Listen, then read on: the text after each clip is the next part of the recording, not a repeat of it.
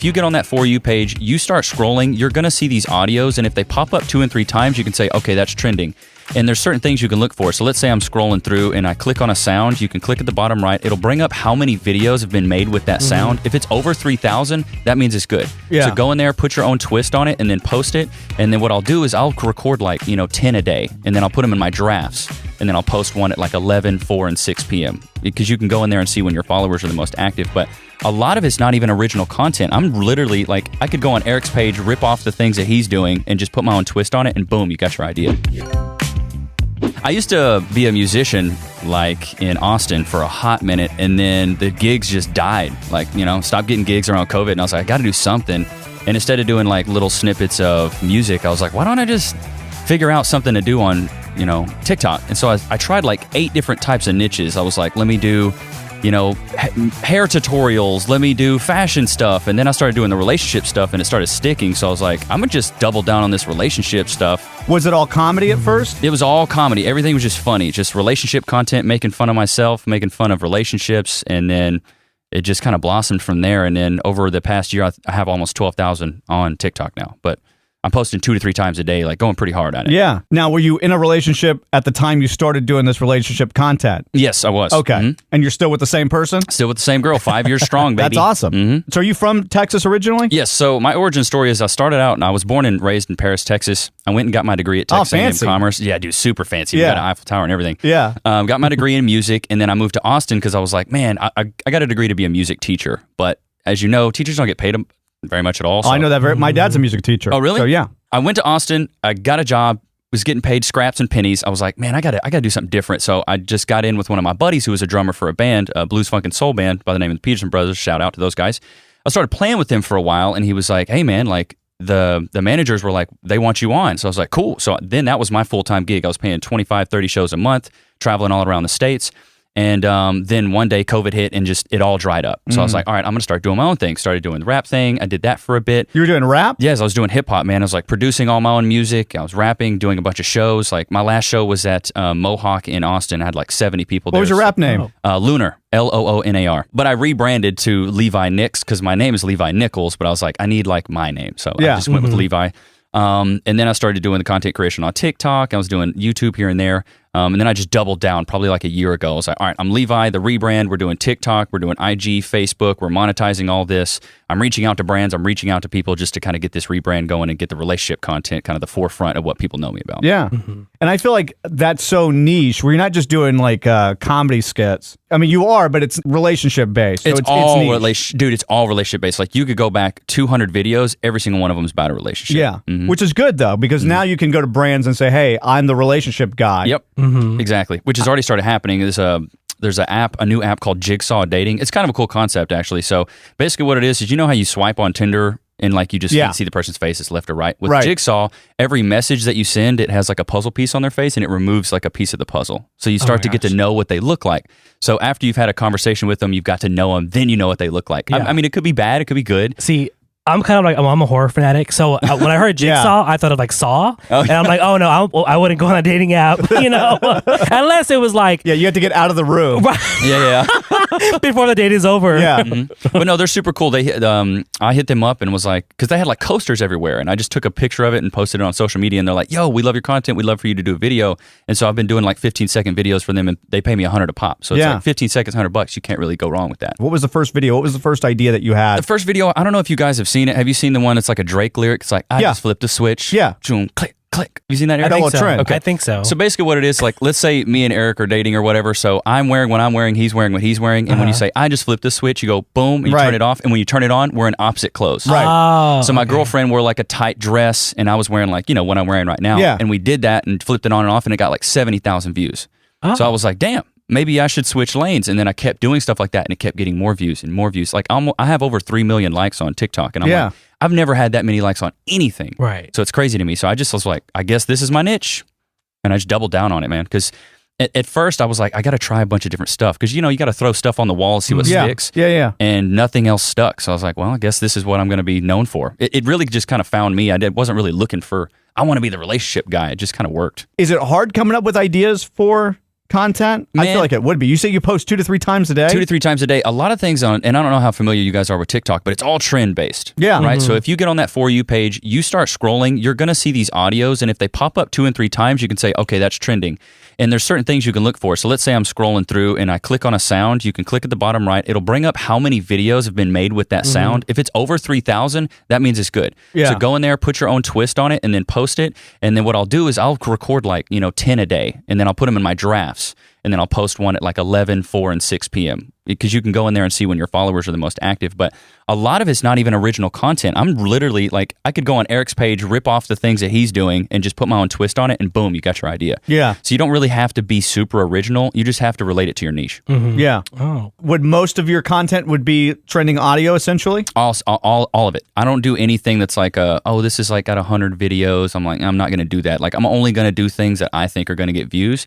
And then the best thing you could do on TikTok, so let's say, I'll use Eric as an example. Let's say he starts doing these videos, right? And then one thing kind of sticks. And so what he can do then is he can make 20 videos of that same audio and just put a new twist on it. So the one I used to do was a Deontay Wilder. I don't know if you know the boxer. He did an interview and he's like, to this day. Oh, yeah. To this day. I've heard that. Yeah, I didn't know that was from... I thought you did that. No, I did... Something a twist on that. I did Ozark, Ruth, where she goes, if you're going to stop me... You're going to have to Yeah. kill me. I did that. I did a twist on that. Yes. So what I did is I did this to this day audio and it stuck. So I literally made 30 iterations of that. And each one of them was getting 100,000 But see, views. that to me would be the hardest part, though, is coming up with the different iterations. How do you do that? That's the tough part, man. So what I really try to do is when I'm with my girl, I try to just, the things that irk me or the things that I'm annoyed by or the things that I have to do with her, go to Target. When my girl says, I want to go to Target, I know the rest of my day is going to be drinking Starbucks and holding a basket. Yeah. And, you put that on a TikTok, people are like, oh my God, it's so relatable. Yeah, I do relate to that, yeah. So I just try to pay attention to the things that are going on in my relationship and then put it in the videos. I love Target, but I don't spend a whole day at Target. Oof. I go in there and get what I need and leave. Yeah, but See, you've I'm never a guy been like in a that. relationship with a woman. Yeah. No, I haven't. They spend all day there. Yeah. Dude, they love it. And then, Really? especially before a trip. Dude. Dude, it's insane. We're going from shampoo and a toothbrush, and we walk out with $300 worth of stuff that we can't fit in that carry-on bag.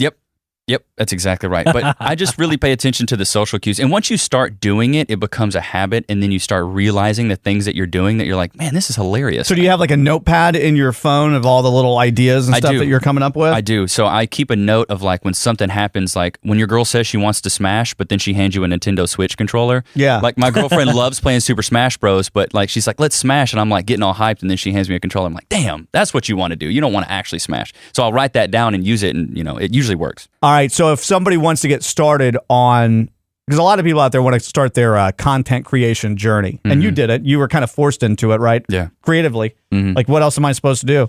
So what I would do is start a new TikTok account. And then when you do that, you can actually pick the types of topics that you're into. So let's say Eric's into motorcycles, cars, mechanic, whatever he's into, right? He's going to go through, he's going to click all that.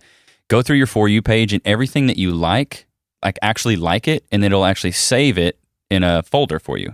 At the far right, you click a little heart. Yeah. It'll show you all your saved videos. Be really careful what you like, though, because the algorithm is tracking you like a spy, dude. Right. It's even the stuff that you watch for 2 seconds. If you watch too many twerking videos and you don't like them, it'll show you a lot of twerking videos. Oh, I know. Trust me, I know about that. You know what I mean? So you have to be really But I've been liking mindful. them. Yeah, of course. And saving them. If you like them and save them, that's all it's going to show you. Yeah. So get in there, figure out some niches that you like, start liking them, and it'll put it in a saved folder. And then just go in there and start clicking on those and finding the audios. If they have over 3,000 views, just start copying it and put your own little twist on it. Yeah. Start posting once a day. Just once a day. If you can do that, you're going to be in great shape. And then post, you can actually get on there after a while. You'll see your follower activity. You can see what time's the best. Usually it's around noon to 3. Post around then. Do that every day for a month and see if you like it. Because content creation is not for everybody. Yeah. It's a lot of work. Yeah. People what think you it's going guys to be do, easy. Yeah. What you guys do isn't for everyone. Right. Showing up every Sunday, doing this for an hour, having stuff to talk about. Yeah. So figure that out, get your niche, post once a day. And then once you get comfortable with that, if it's not working, switch lanes. If it is working, double down twice a day. Yeah. If it's still working, triple down 3 times a day. And then just flex that muscle. And over a while, dude, over a year, I've had 12,000 followers. And all I'm doing is posting consistently. I don't have the most fire content. I'm not doing crazy edits. I'm just posting so consistently, and I'm in front of people all the time, and they're like, "Damn, okay, I guess this guy's doing something." Yeah. Have you been recognized out and about yet? I have not, man. Dallas is, I think, a little too big for that. Maybe in Austin, but not here yet, man. We haven't been recognized. We were seen by millions of people. Right. Exactly. Yeah. Geotag your shit as well. That's a big thing. I geotag everything I do. Even in TikTok, right? TikTok, you can geotag it, and Instagram, yeah. Do you do Dallas or do you do like just Dallas. your neighborhood? I do Dallas because the more you can be specific on one geotag, the more you'll show up for that. Okay. So the reason you saw me is because I tagged Dallas so many times. So like, this guy's pretty prominent in your area. I'm going to show you Dallas. Because most people don't pick Grand Prairie or Irving. They pick Dallas. Right. You know? When you take a video from TikTok and you repurpose it for IG, you download it without the watermark, correct? Snaptic.app. That's the best one to use, right? Snaptic.app. Now, the only issue with that is when you do download it, it'll remove the watermark, but sometimes there's some latency in the audio. I know you guys know what I mean by that. Yeah. So it's like, it'll be off by like a sliver of a hair of a second. So then you need to put it in another app and unlink the audio and move it back. It's kind of arduous and it kind of lowers the quality, but most people don't even notice. Do you see on TikTok that having a large following is important? Because I feel like with TikTok, everyone has equal footing no matter what your follower count is. Yeah. So if you can have 1 million followers, you can have 200 and you can still get pushed the same amount of people.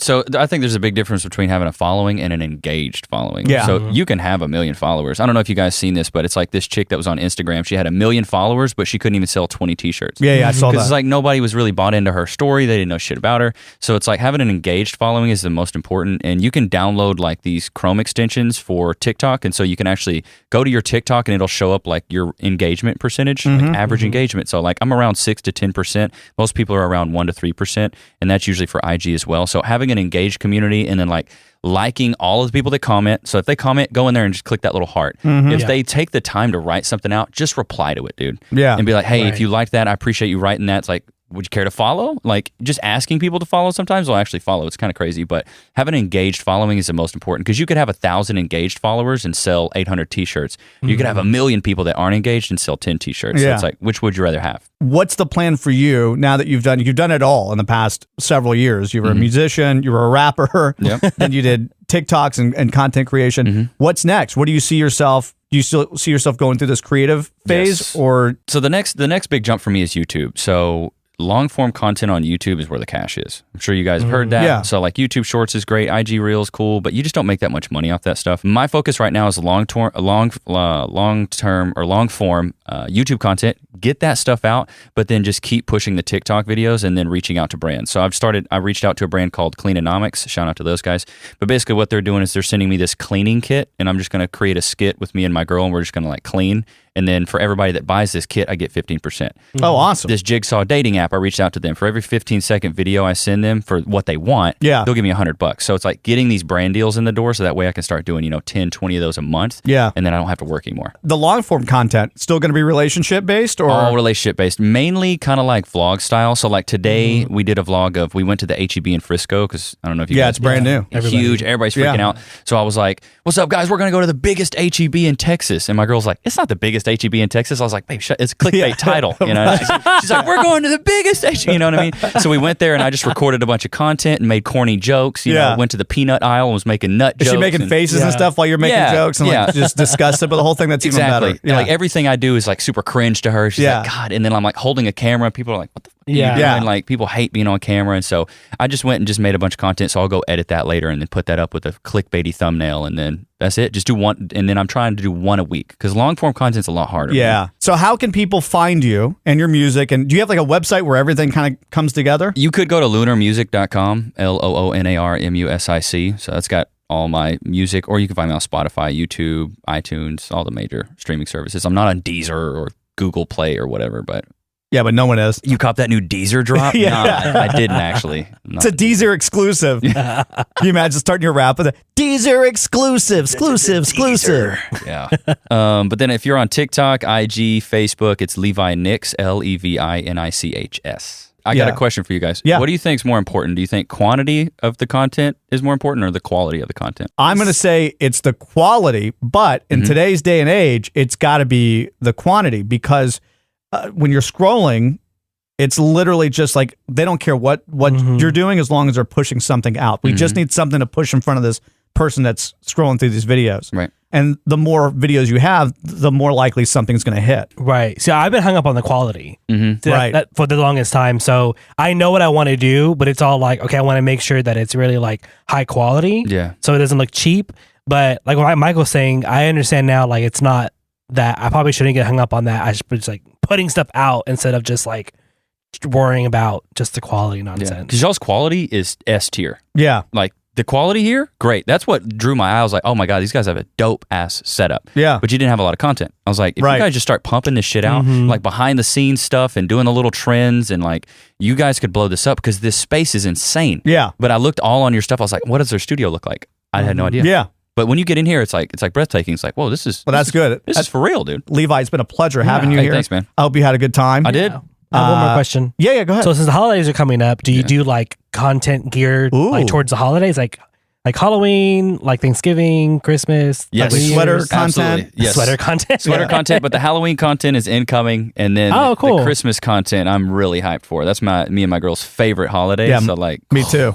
Like November 1st, like as soon as it's November 1st, I'm putting out Mariah Carey memes. Yeah. Like I'm going hard. But yes, we're going to dress up this November year. 1st you're doing that? November 1st is the Wow. day that Mariah Carey, All I Want for Christmas, is starting to play, dude. Yeah. We do it hard. But yeah, I think seasonality is a big thing. It's all about current events, in my Yeah. opinion. Like TikTok, like you said, there was something you said earlier about some, I can't remember the meme you were talking about, but like it just, Ruth from Ozark. That's Yeah. what it Yeah, was. yeah, yeah. If So you're like, going to stop me. when that came out, everybody was using that audio. Yeah. You use it now, it's dead. So Right. what's hot right now is the Dahmer stuff. So I've been Oh, going right. hard on all this Dahmer stuff, like, you know, and What, like eating your girlfriend? yeah. Or if like a guy's talking to my girl, and like there's this one meme where he's like puts his hand up and he's dancing and he's drinking Oh, beer. yeah. Yeah, so I did that one. Did you get and, the like, glasses?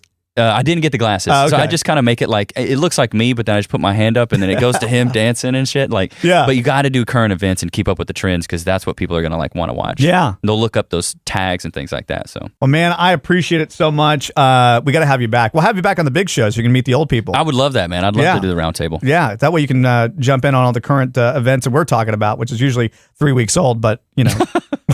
Yeah, you have more to say than Yeah. what they do. They never watch anything, but they have something to say about it. You didn't see it though. Yeah. Yeah. Did you guys see that new Disney show? Like, no. Well, I think it sucks. Right. Yeah. It's garbage. It's garbage. Yeah. Hey guys, thank you so much for checking out our channel. If you want to check out more videos, just click here. Or if you want to listen to more episodes, go to mznow.tv and don't forget to subscribe.